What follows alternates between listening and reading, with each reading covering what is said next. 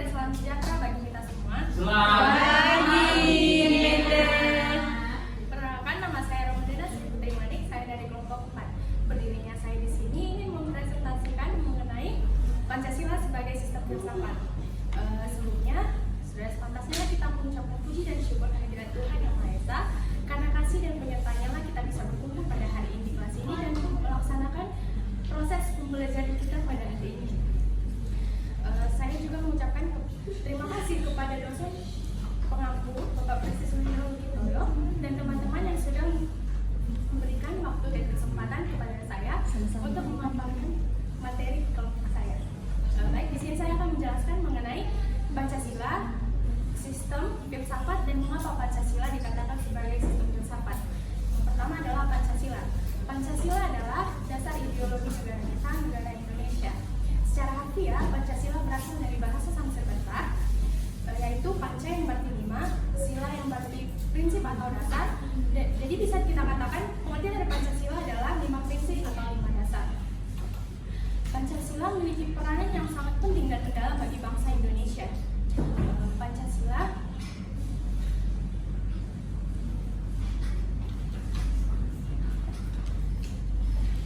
Pancasila memiliki peranan yang sangat penting bagi bangsa Indonesia. Pancasila memiliki fungsi sebagai panduan dalam pembentukan nilai-nilai dan norma-norma yang mendasari perilaku berbangsa dan bernegara. Yang kedua adalah sistem. Sistem adalah kumpulan atau himpunan dari suatu unsur, komponen, dan variabel yang saling berkaitan, saling terorganisir, dan saling berinteraksi satu dengan yang lain dan padu. Yang ketiga adalah filsafat. Filsafat dalam bahasa Inggris adalah filosofi, dan secara etimologi filsafat memiliki arti cinta kebijaksanaan atau kebenaran atau love of wisdom. Salah satu hasil dari kegiatan berpikir manusia dinamakan filsafat.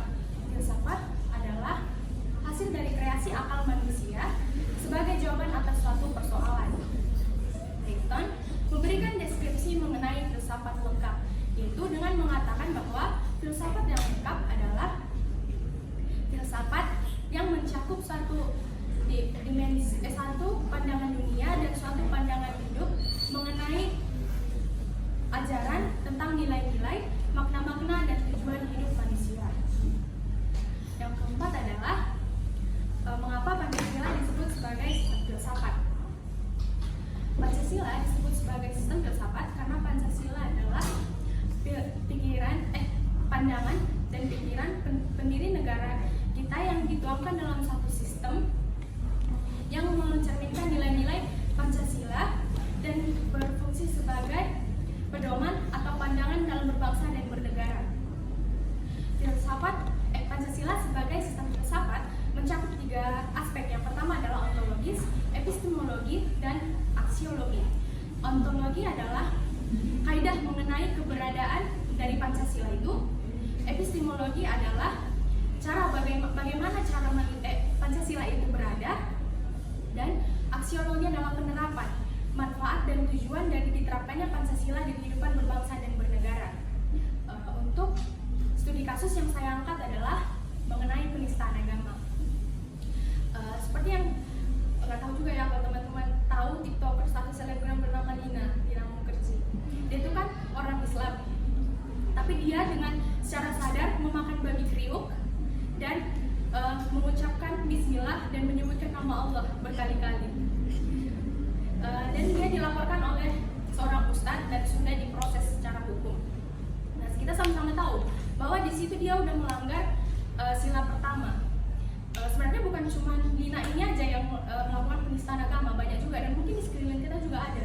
Jadi harapannya kita sebagai mahasiswa janganlah kita menjadi salah satu orang yang melakukan itu, tapi kita menjadi salah satu orang yang menyadarkan ketidakbertanggungjawabannya mereka. Jadilah kita mahasiswa yang bertanggung jawab dan bisa membawa pengaruh positif ke sekeliling kita. Mungkin demikian materi yang bisa saya sampaikan. Apabila ada yang salah atau kurang, saya mohon maaf. Sekian dan terima kasih. Selamat pagi. pagi untuk kita semua. Pagi. Perkenalkan, nama saya Dian Utami. Di sini saya akan membawakan materi tentang Pancasila sebagai sistem filsafat.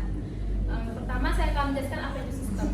Sistem merupakan suatu jaringan yang memiliki prosedur-prosedur yang terkait antara satu dengan yang lainnya. Kemudian filsafat. Dalam bahasa Yunani, filsafat yaitu filosofia, di mana filos artinya cinta dan sofia artinya kebijaksanaan. Secara etimologi, filsafat adalah cinta akan kebijaksanaan atau kebenaran. Salah satu kegiatan berpikir manusia dinamakan filsafat. Kemudian Pancasila. Pancasila adalah 5 sila yang merupakan suatu kesatuan yang terdiri dari nilai-nilai yang bersumber dari nilai-nilai masyarakat bangsa Indonesia yang sangat beragam dan majemuk, di mana yaitu Bhinneka Tunggal Ika. Filsafat Pancasila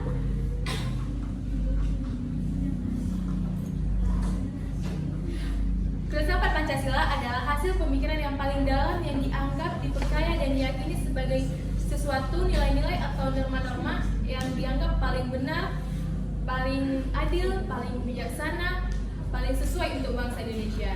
Ciri-ciri Pancasila sebagai sistem filsafat yang pertama, merupakan kesatuan bagian-bagian. Yang kedua, bagian-bagian tersebut memiliki fungsi masing-masing. Yang ketiga, saling berhubungan.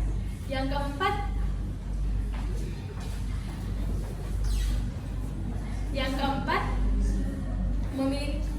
kesatuan tersebut memiliki tujuan tertentu. Yang kelima, terjadi dalam lingkungan yang kompleks.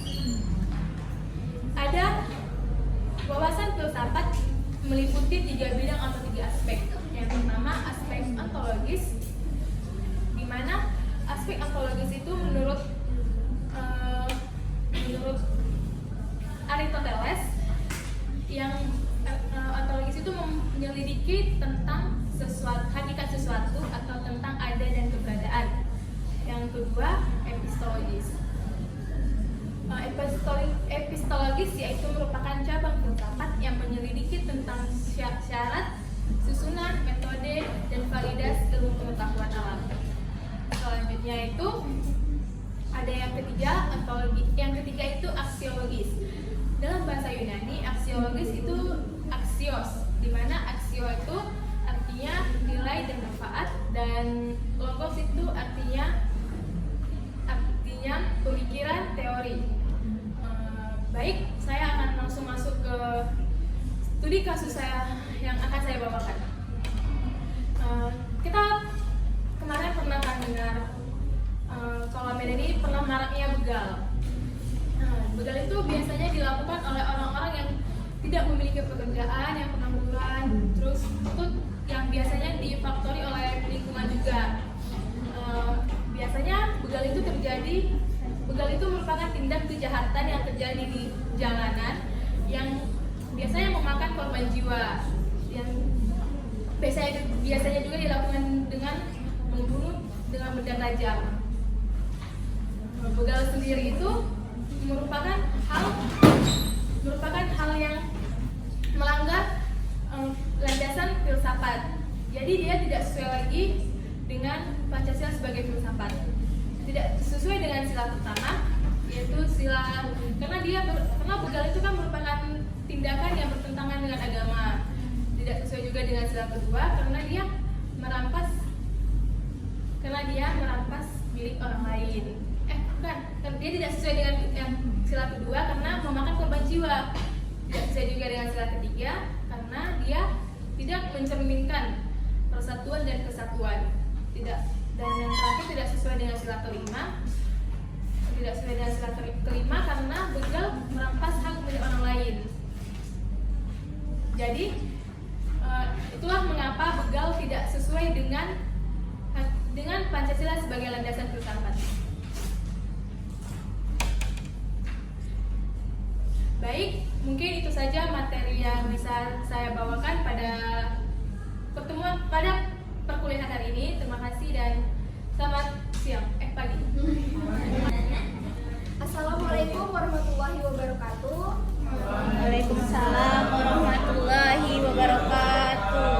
Selamat pagi teman-teman. Perkenalkan, Putri. Perkenalkan, nama saya Putri Aprilia. Anak saya dari kelompok 4. Nah, kelompok kami membahas tentang Pancasila sebagai sistem filsafat. Nah, Pancasila sebagai sistem filsafat adalah suatu dasar negara serta filsafat negara yang terdiri atas 5 sila. Nah, yang pertama adalah ketuhanan yang Maha Esa, yang kedua kemanusiaan yang adil dan beradab, yang ketiga persatuan Indonesia, yang keempat kerakyatan yang dipimpin oleh hikmat dan kebijaksanaan dalam permusyawaratan dan perwakilan, serta keadilan sosial bagi seluruh rakyat Indonesia.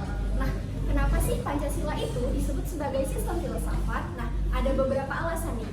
Yang pertama, dalam sidang BPUPKI pada tanggal 1 Juni 1945, Insinyur Soekarno menamai pidatonya dengan judul Filosofi Grand Slam daripada Indonesia Merdeka. Nah, Pancasila ini adalah hasil perundingan dari beberapa tokoh negara Indonesia. Nah, hasil dari perundingan itu sebenarnya pada awalnya itu untuk merumuskan dasar negara Indonesia yang akan merdeka. Nah, hasil dari perundingan itu disebut sebagai sistem filsafat karena memenuhi ciri-ciri berpikir secara filsafat. Nah, fungsi utama dari Pancasila ini sebenarnya sebagai dasar negara atau ideologi negara. Nah, Pancasila ini sebagai dasar politik yang mengatur dan mengarahkan hidup secara bernegara dan bermasyarakat. Misalnya, yang pertama, mengatur perundang-undangan, yang kedua, mengatur pemerintahan, yang ketiga, mengatur ekonomi nasional, mengatur berbangsa, mengatur warga negara dengan negaranya, mengatur hubungan antar sesama warga negara, serta untuk usaha mensejahterakan bangsa. Nah, selain daripada itu, fungsi dari Pancasila ini yang pertama kan tadi sebagai dasar negara. Nah, sebagai dasar negara itu artinya Pancasila ini sebagai pandangan hidup warga negara. Nah, yang kedua sebagai hukum negara. Jadi Pancasila ini sebagai hukum dasar pertama yang ada di negara Indonesia. Jadi perundang-undangan itu diambil dari Pancasila tersebut. Nah, selanjutnya yang ketiga sebagai ideologi negara. Nah, maksud dari Pancasila sebagai ideologi negara ini artinya warga negara itu menjadikan Pancasila sebagai pedoman hidupnya. Nah, selanjutnya yang keempat, Pancasila untuk menjaga kesatuan dan persatuan bangsa. Nah, Indonesia ini kan terdiri dari banyak suku, jadi kayak banyak suku budayanya. Nah, jadi Pancasila itu dimaksudkan untuk menjaga kesatuan dan persatuan dari berbagai suku, agama, dan ras. Nah, selanjutnya contoh dari penerapan Pancasila di dalam kehidupan sehari-hari. Pada poin yang pertama itu dia ada di ketuhanan. Nah, kita sebagai warga negara Indonesia itu memiliki kebebasan untuk memilih. Jadi kita tidak bisa dipaksa oleh siapapun, itu berasal dari hati nurani kita. Jadi kita bisa memilih berbagai agama yang diyakini di Indonesia, yaitu ada 5. Nah, yang kedua yaitu kemanusiaan. Jadi kita sebagai warga negara Indonesia itu memiliki perlindungan hak asasi yang sama. Nah, yang ketiga yaitu persatuan. Nah, di Indonesia kan tadi berbagai macam suku, agama, ras. Jadi kita sebagai warga negara di dalam poin ketiga ini tidak boleh melecehkan atau meledek suku lain gitu. Jadi kita nggak boleh. Jadi kita harus menjaga persatuan dan kesatuan. Nah, yang keempat yaitu kerakyatan. Nah, di dalam kerakyatan ini kita kan sebagai warga negara Indonesia nih, biasanya untuk menyelesaikan suatu masalah itu dengan bermusyawarah. Nah, contohnya tuh untuk ketua RT gitu kan. Kita memilih ketua RT itu dengan bermusyawarah. Misalnya warganya diminta untuk pemungutan suara. Nah, itu juga salah satu contoh dari bermusyawarah. Nah, selanjutnya yang kelima itu adalah keadilan sosial. Nah, kita sebagai warga negara itu sebenarnya memiliki keadilan sosial yang sama dari berbagai kalangan, dari kalangan bawah, kalangan atas, itu sebenarnya sama semua. Tapi seperti yang kita ketahui sendiri di Indonesia ini hukumnya tumpul ke atas. Nah, kasus yang akan saya ambil di sini adalah kasus pelecehan seksual. Nah, Kenapa saya mengambil kasus pelecehan seksual? Ini pelecehan seksual melanggar sila kedua, yaitu tadi kemanusiaan yang adil dan beradab. Nah, kasus pelecehan seksual ini termasuk tidak beradab.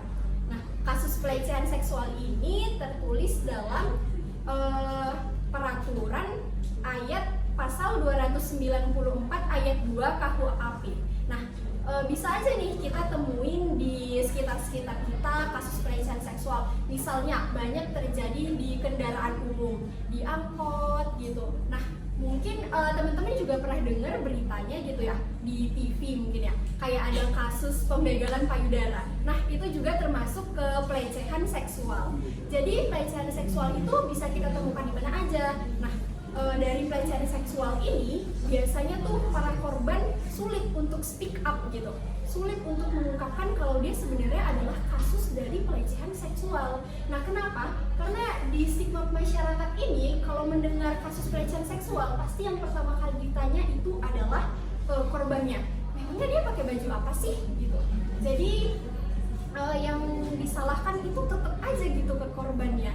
Jadi itulah yang mengakibatkan para korban jadi takut gitu untuk speak up, karena itulah dia takut. Terus solusi yang bisa saya ambil dari sini, mungkin sebagai perempuan, kan kebanyakan itu perempuan ya sebagai kasus pelecehan seksual korbannya. Jadi kalau misalnya perempuan, mungkin kita bisa menjaga dari cara berpakaian kita. Cara berpakaian kita itu yang sopan, tertutup gitu. Nah, kita juga bisa menghindari gang-gang yang sunyi. Jadi kita bisa jalan di jalan yang ramai. Mungkin segitu saja yang bisa saya sampaikan. Terima kasih. Assalamualaikum warahmatullahi wabarakatuh. Selamat pagi teman-teman. Waalaikumsalam warahmatullahi wabarakatuh. Selamat pagi teman-teman semua. Pagi. Perkenalkan, nama saya Teresia Ini Persidulan Cernahor. Pada kesempatan kali ini saya akan menjelaskan tentang Pancasila sebagai sistem filsafat. Nah, dalam judul yang barusan saja saya katakan itu adalah sistem dan filsafat, di mana pengertian sistem itu adalah gabungan dari bagian-bagian, dan filsafat itu secara harfiah dapat didefinisikan sebagai pemikiran yang cinta terhadap kebijaksanaan. Nah, menurut Ruslan Abdul Ghani, Pancasila disebut sebagai sistem filsafat itu karena Pancasila merupakan hasil refleksi diri yang mendalam yang dilakukan oleh para founding father, di mana Soekarno itu menggagas filosofi Groslak yang berarti nilai-nilai filosofis yang terkandung dalam Pancasila itu dijadikan sebagai dasar dari segala hukum yang ada di Indonesia. Kemudian nilai-nilai tersebut diimplementasikan dalam kehidupan berbangsa dan bernegara sehingga disebut sebagai Pancasila sebagai filosofi Weltanschauung. Nah, apa sih urgensi dari Pancasila sebagai sistem filsafat itu? Nah, yang pertama itu Pancasila dapat menciptakan alam pikir bangsa Indonesia yang kemudian dapat dikembangkan sebagai ideologi. Yang kedua, Pancasila menjadi pembeda antara kita dengan bangsa lain. Yang ketiga, Pancasila dapat digunakan sebagai pertahanan eksistensi Indonesia di kancah internasional. Yang keempat itu, Pancasila dapat dijadikan menjadi tolak ukur dalam dinamika global. Misalnya itu globalisasi. Kita tahu globalisasi itu ada dampak negatif dan dampak positif. Salah satu contoh globalisasi itu westernisasi. Jika kita lihat dalam dua aspek, westernisasi itu memiliki kebaikan dan kekurangan. Di mana kekurangannya itu, misalnya orang Indonesia sekarang kan yang biasanya pakai bajunya panjang-panjang, karena westernisasi itu akhirnya celananya jadi di atas lutut, tangannya lengan bajunya cuma sampai bahu. Namun kalau dari sisi baiknya itu ada budaya orang barat itu sarapan menggunakan roti. Nah, itu kan bisa kita adopsi, bukan mengadopsi sih, kayak bisa kita terapkan dalam kehidupan kita dan tidak akan merubah tatanan pemerintahan kan. Nah, yang selanjutnya itu Pancasila itu dapat digunakan sebagai way of life, di mana way of life ini Pancasila dijadikan sebagai pedoman dalam kehidupan berbangsa dan bernegara. Nah, landasan Pancasila sebagai sistem filsafat dilihat dari aspek ontologis, berarti Pancasila itu hakikatnya tidak dapat berdiri sendiri. Mereka itu sila-sila dan Pancasila itu harus memiliki keterkaitan satu sama lain. Yang kedua, secara epistemologis, Pancasila sebagai sistem pengetahuan. Nah, Pancasila sudah menjadi belief system, di mana di dalam belief system ini sudah terdapat sistem cita-cita yang akan dikembangkan menjadi ideologi. Yang ketiga itu secara aksiologi. Kajian aksiologi ini dapat dilihat dalam Ipolexos Budhankam, di mana jika Ipolexos Budhankam ini dijalankan sesuai dengan kaidah-kaidah Pancasila, pasti di Indonesia ini minim ya, bukan tidak ada, akan minim intoleran dan kesenjangan sosial. Nah, secara singkat dapat didefinisikan bahwa Pancasila sebagai sistem filsafat itu kata kuncinya adalah kesatuan yang berdasarkan ketuhanan sehingga dapat mewujudkan kemanusiaan, keadilan, kebijaksanaan, dan persatuan. Nah, sekarang kita masuk ke dalam studi kasus. Studi kasus yang saya ambil itu adalah studi kasus radikalisme. Kita lihat ke sejarah saja, radikalisme ini sudah ada di Indonesia. Waktu itu ada organisasi DITII yang berniat untuk mengganti ideologi Pancasila menjadi ideologi komunis. Dengan kata lain, radikalisme itu adalah paham yang ingin orang-orang yang ingin mengubah tatanan sosial politik pemerintahan secara total dengan kekerasan. Nah, kerap terjadi, ini tidak akan mengarah ke satu dua pihak agama ya. Kerap terjadi pengeboman massal ketika malam Natal.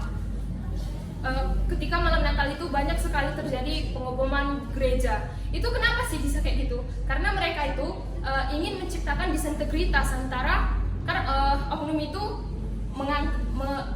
kan mengangkat nama dari sebuah agama itu kan. Jadi dia melakukan itu di dalam gereja sehingga membentuk disintegrasi antara dua ini. Nah, apa sih solusi yang dapat kita lakukan untuk mengurangi paham radikalisme ini?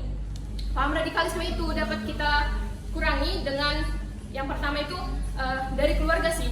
Kalau keluarganya itu ada anak yang baru lahir kan, masih kecil-kecil, itu harusnya udah dikasih pemahaman agama dan Pancasila supaya nanti mau kayak manapun dia bertemu dengan orang-orang, dia nggak mudah terikut-ikut gitu.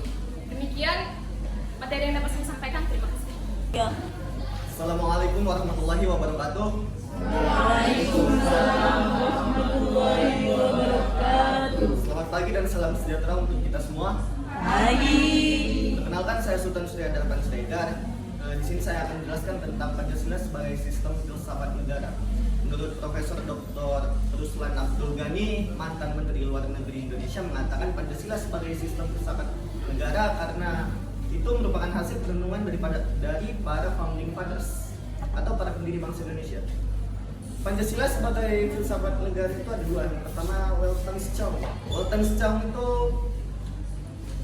nilai itu udah ada dari lama. Sebelum ada Pancasila itu nilai itu memang udah terterapkan pada seluruh manusia.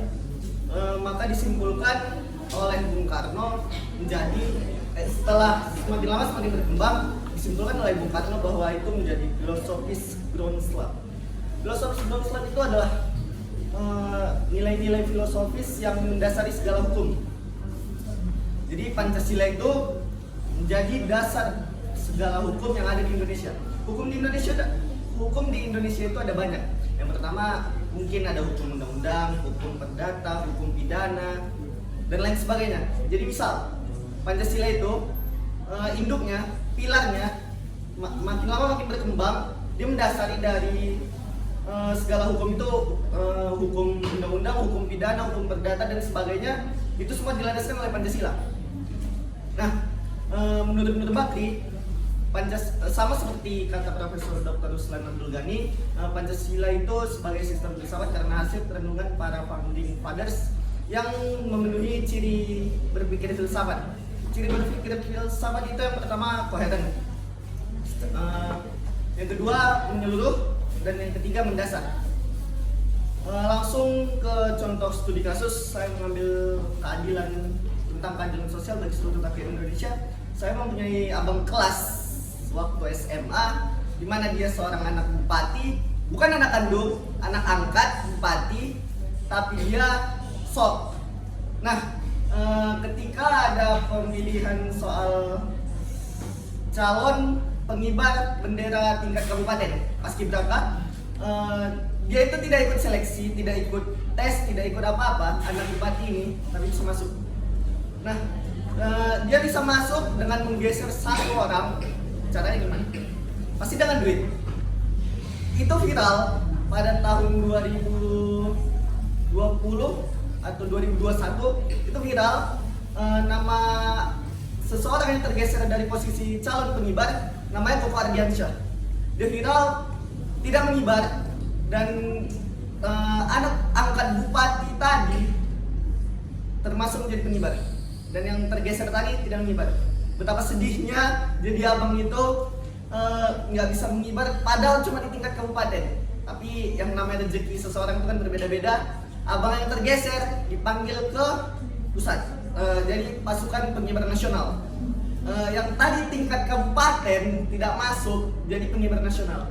Tapi tidak adilnya di situ. Yang harusnya dia masuk murni secara udah latihan, udah capek, tiba-tiba diganti sama seorang anak bupati. Bupatinya nggak turun, tetap menjabat penuh sampai masa jabatannya habis. Anak yang viral nggak merasa bersalah, nggak minta maaf, malah tersangkut kasus lain, yaitu skandal dari ketidakadilan yang dibuat oleh bupati dan anak angkatnya itu terhadap Bang Koko tidak diproses hukum. Maka hukum di Indonesia ini sebenarnya yang berlandaskan Pancasila itu tidak ada gunanya. Adapun Pancasila, tapi kalau tidak diterapkan buat apa? Kenapa Pancasila nggak dihapus? Selain itu, memang kalau Pancasila dihapus akan terjadi permasalahan yang besar, karena itu merupakan ideologi negara, kata. Merupakan sumber dari segala hukum, kata. Tetapi penerapan terhadap seluruh masyarakat Indonesia ini hampir tidak terlihat. Mungkin itu saja yang dapat saya sampaikan. Lebih dan kurang saya mohon maaf. Assalamualaikum warahmatullahi wabarakatuh.